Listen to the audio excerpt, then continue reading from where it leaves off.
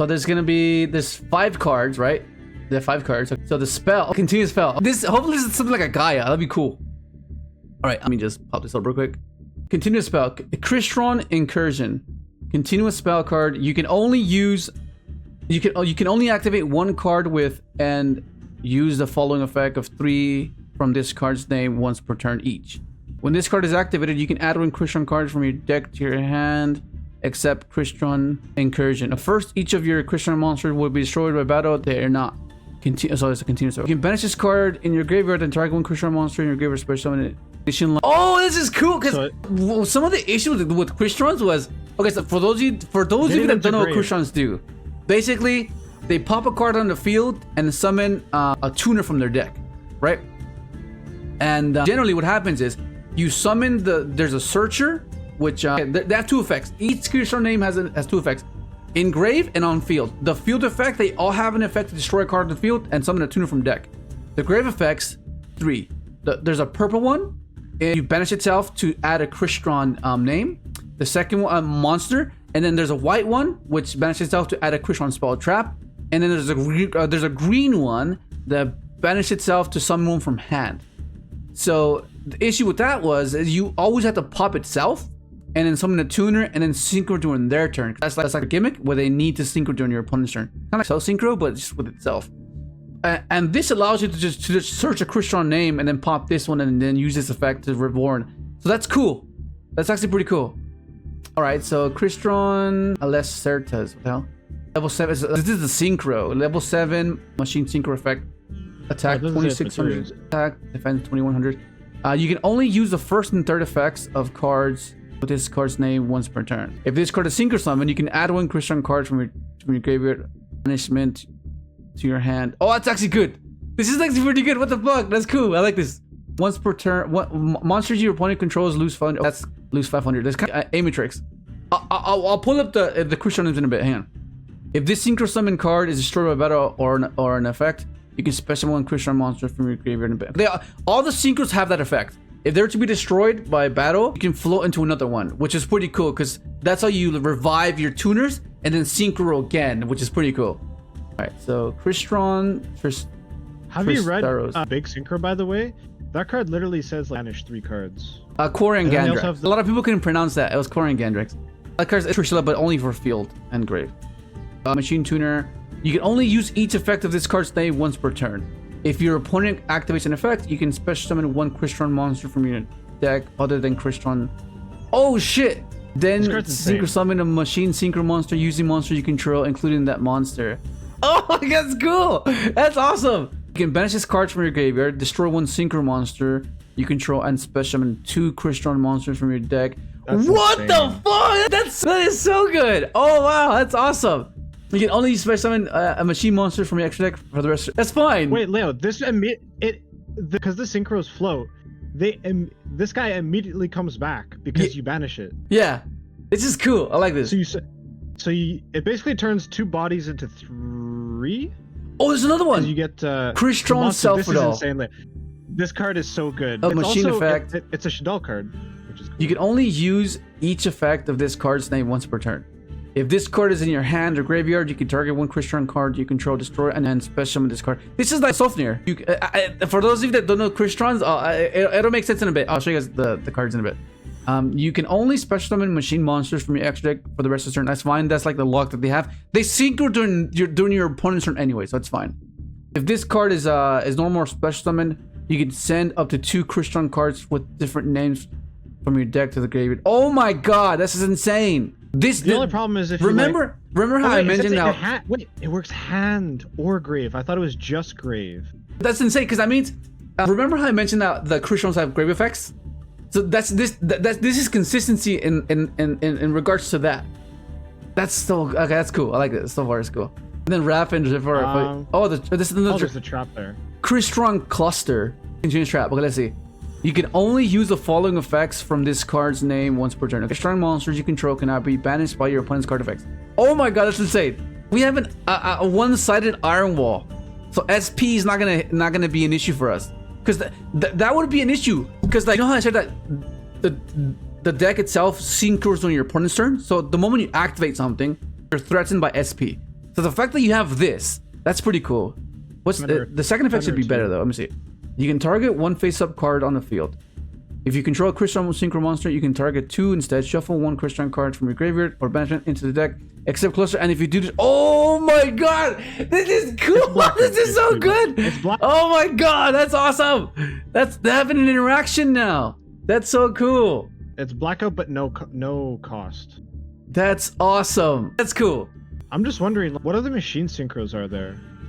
There's quite a few. Let's look at them right now. Oh my god. Other than like archetype stuff that we already know, right? Wait, what? Oh, it's actually super important that the guy's level 5, by the way, because it means you can make Quarion Gandrix. Quarion Gandrix. So you can make Quarion Gandrix more reliably because he's level 9. Because you were missing big levels, weren't you? No, that wasn't an issue. You could easily make those. They weren't an issue to make. The issue was. Oh, right. You had Self-Near. Let's They're all in Master Duel, so you can just look there. Let me just delete something so I can. It's kind of cool. They finally they linked this back because the new guy is a Shaddoll. It's not a Shaddoll, but it's like in lore also a Shaddoll. Crystron. So wait, so how do you? What is Crystron's best normal summon? Or what, did they have really a normal summon? No. So what you would play is you'd play Scrap Recycler. 152. Oh, so I think Scrap Recycler would still be staple here then. Okay, so let me just craft these. This one was if and but. Some people played this, some people didn't. But this is what we're talking about: the white and the purple, and then the green, right? You're not on Master Duel. Let me turn this off. What other good machine normans are there? So I need to craft this. So this is what back then you would have to max this out. Generally, for those of you that are new and weren't around when I was invested in this deck a lot, I really enjoyed this deck because it had some cool synergies with Paleo, which is a really cool summoning Toad, and it was cool. It was awesome. Then we have this one wasn't really played. You didn't really play this one. This one was like a 1 of, a 3 of, a 1 of maybe, if that. You didn't play this. This was hardly played. You didn't play this. This is the main one that you played because it has 2 effects, which is pretty cool. So let me just go through these first. Generate. If I get a Roy here, is pretty similar effect. You're gonna craft these? Just super rare. It's not. If I get a royal rare, that'll be a bonus. It was basically like had to open Self-Near though to really do much. To be extended to extend, yeah. This was like your best starters. But like so basically all of these are the non-tuners, right? So all these had an effect where you target a face-up card you control. You can special summon monsters from the extra deck. You cannot special summon monsters from the extra deck for the rest of this turn except machine type synchros monsters. Also destroy that card, and if you do, special summon 1 Crystron tuner from your deck. So the non-tuners pop the card on the field to summon the tuners, right? So it'd be the tuners like you summon the level 1, the level 2, and the level 3. And then if you popped itself, then you would just synchro with them in grave. So this one synchros with your hand, right? They all synchro with different areas, places. So this synchros with your hand, right? And then this synchros with your grave. And then this one synchroed with your banished. So depending on what name you opened, you would do it accordingly, or you synchro, I guess, whichever one you needed, right? But most of the time, it would always go into either Quandax or Amatrix, right? And the reason why this was cool is because you would make your big boss monster guys, and these had niche effects that were applicable in some cases, but not necessarily. But they were just an attrition-based deck where you would just like keep floating, and then inevitably out-resource your opponent and try to attack for game. That was like how the deck was played, right? Because you can set up with Trishula, which was cool. Trishula. Do you play I wonder with this new support, do you play the field spell as a 1 of because it's searchable now? Hang on, please bear with me real quick. What's the name of that synchro that when it's synchro summon, you take no beta damage for the rest of the turn? It's a machine. It's Insector or Insectron. Do any of you guys know what it's called? Is it relatively low level? It's a level 6. I can filter it, but I was hoping that one of you guys knew. It's an Earth machine. Level 6. I'll just put Synchro machine. This guy. So at the time, this was the best level 6 machine that you could have made, because you needed to have a 6 to make with Ryan, right? Because this is the one that summons from your banished stone. So because whenever you synchro with these guys, this one banishes the material, right? This returns it to the deck, and then this one sends it to the graveyard, right? So this one was sent it to the graveyard. This one would banish the non-tuner, right? Because immediately after this effect resolves, synchro summon one machine type synchro monster using only that monster and this card. This is the quick effect. These synchro materials are banished, right? So you see the synergy there. So the way you would do, you would set it up this way, where if this was your extender, you could have both of these set up, right? Which means you can do some really neat things where you would go effective C tree, reborn either the 2 or the 3s, right? If you go for the 2, then you would go for the Quandax, and this has an effect. It's like an Excel synchro as well. You can synchro during their main phase, or I'm pretty sure it's the beta phase as well. Oh, wait, you play Navy Dragon Mech. Yeah, it's the main phase or beta phase. So what happened is you would fuck. I feel like can this have like a solo thing where you can play on in Omega? We have a solo room where you can go and just do test hands. Not really. Normally people just go into like a bot against like an deck or something. All right. Some of the setups that you would do with this deck is mainly Trish on their turn. That's like one of the most famous plays that this deck could do. So what happens is, because you can sequence this in a way where you don't have to synchro with C3, or you cannot synchro with Ryan.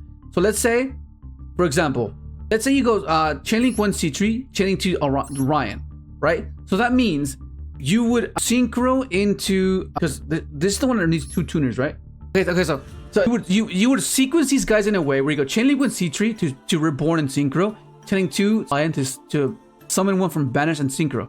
So what you could do is synchro with this, reviving, let's say this one, right? Because that would be, this is 10, right? No, it's 9. Basically, you would make one of these synchros fizzle. Because remember, this requires you to synchro with the target that you summon back, right? But there were some lines where you can go reborn this and then chain this, and then you would get C2 off the field before you can synchro with this. And then this would remain on field, and you would synchro with these two, making your Quarion Gandrax.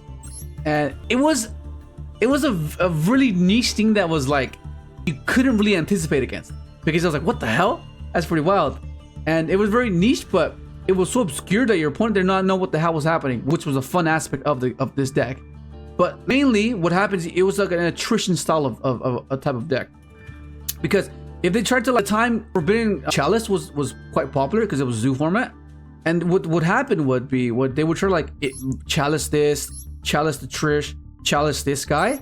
But then this has another effect where during either player's turn, except the turn this card was sent to the graveyard, when a card or effect is activated that targets a Crystron monster, you can banish this card from your graveyard and negate that effect. So this is how you would protect your cards from like Imperm, Chalice, to ensure that you got your guy to resolve, right? Or sometimes they would just wait for this guy to hit the field and they would Chalice this, but then you just have this to protect them.